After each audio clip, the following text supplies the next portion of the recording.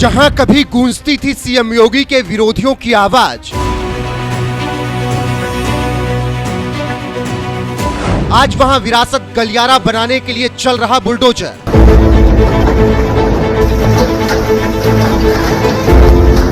सौ से ज्यादा दुकान मकानों को बुलडोजर ने किया ध्वस्त।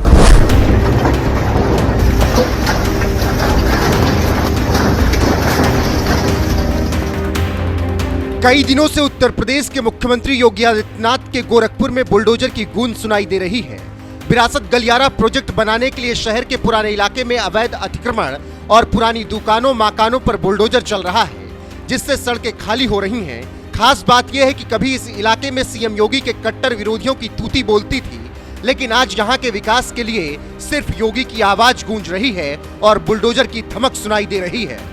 सीएम योगी खुद गलियारा प्रोजेक्ट का निरीक्षण कर रहे हैं और अधिकारियों को निर्माण तेज करने के आदेश दिए हैं। साथ ही ये भी कहा गया है कि किसी दुकानदार को नुकसान नहीं होना चाहिए।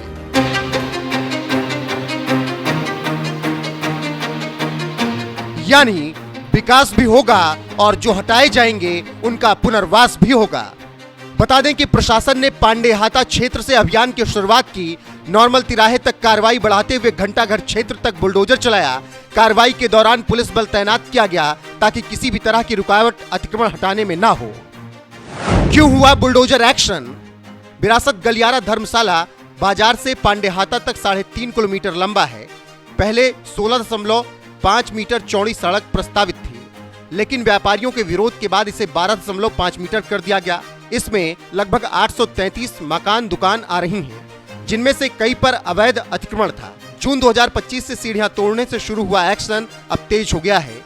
तिवारी हाता की 25 मीटर दीवार भी तोड़ी गई, जो 1980 के दशक में बनी थी। इस बुलडोजर एक्शन का कारण साफ है कि अवैध कब्जे हटाकर शहर को सुंदर और ट्रैफिक फ्री बनाना है।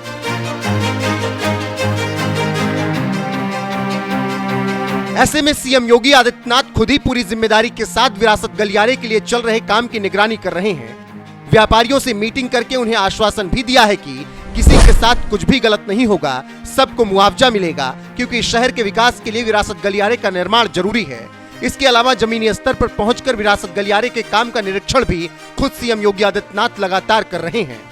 गोरखपुर में धर्मशाला बाजार से पांडेहाता तक बन रहे विरासत गलियारे के निर्माण कार्यों का स्थलीय निरीक्षण किया। अधिकारियों को गुणवत्तापूर्वक और समयबद्धता के साथ सभी कार्य पूर्ण करने के निर्देश दिए। जिन दुकानदारों की पूरी दुकान इस गलियारे के दायरे में आ गई या फिर जिनकी दुकानों का आकार बहुत छोटा हो गया है, एक कॉमर्शियल कॉम्प्लेक्स बनाकर उसमें उन्हें दुकानें दी जाएंगी। यानी जिन्हें हटाया जाएगा, जिनकी दुकानें टूट जाएंगी, उन्हें पुनर्स्थापित भी किया जाएगा, साथ में मुआवजा भी दिया जाएगा।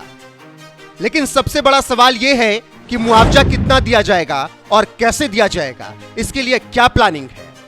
तो प्रभावितों को गृह कर और बाजार मूल्य के आधार पर मुआवजा दिया जा रहा है। अब तक कई 100 मकान दुकानों को मुआवजा दिया गया, जिन जमीनों की रजिस्ट्री हो चुकी है या प्रक्रिया में है। पूरी तरह प्रभावित दुकानदारों को जीडीए नगर निगम के नए कॉम्प्लेक्स में दुकानें मिलेंगी। सीएम ने कहा कोई छूटना नहीं चाहिए, हर हाल में मुआवजा सुनिश्चित हो। लगभग 500 करोड़ का मुआवजा दिया जाएगा। लेकिन योगी विरोधी अब इस विरासत गलियारे के खिलाफ उतर आए हैं और लामबंद हो गए हैं। जैसे इससे पहले तमाम कॉरिडोर और गलियारे को लेकर विरोध किया जाता रहा, अब उसी तरीके से गोरखपुर के विरासत गलियारे का भी विरोध किया जा रहा है और विरोधी एक्टिव हो गए हैं। सपा प्रमुख अखिलेश यादव ने तो यहाँ तक कह दिया कि गोरखपुर वालों ने अगर मुंह खोल दिया तो विरासत गलियारे की जगह हिरासत गलियारा बनवाना पड़ेगा। अगर गोरखपुर वालों ने अपना मुंह खोल करके यहां के राज खोल दिए, अगर गोरखपुर वालों ने अपना मुंह खोल करके यहां के राज खोल दिए, तो वहां विरासत गलियारा की जगह हिरासत गलियारा बनवाना पड़ेगा। गोरखपुर के विरासत गलियारे के विरोध में उतरे अखिलेश यादव और तमाम विरोधियों को सीएम योगी ने बहुत पहले ही जवाब दे दिया था, जब उन्होंने विधानसभा से कहा था कि समाजवादी पार्टी हर जगह यही करती है, उसे विकास से कोई मतलब नहीं। संभल हो, बहराइच हो या गोरखपुर, ये समाजवादी पार्टी हर जगह यही करती है। गोरखपुर के विरासत गलियारे के बारे में पांडे जी, आप इतने वरिष्ठ हैं,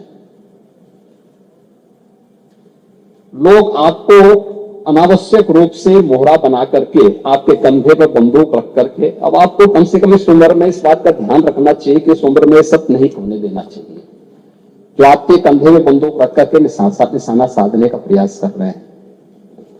आपके 3 दिन पहले मैं स्वयं उस विरासत गलियारे का दौरा किया था, मालूम है ना।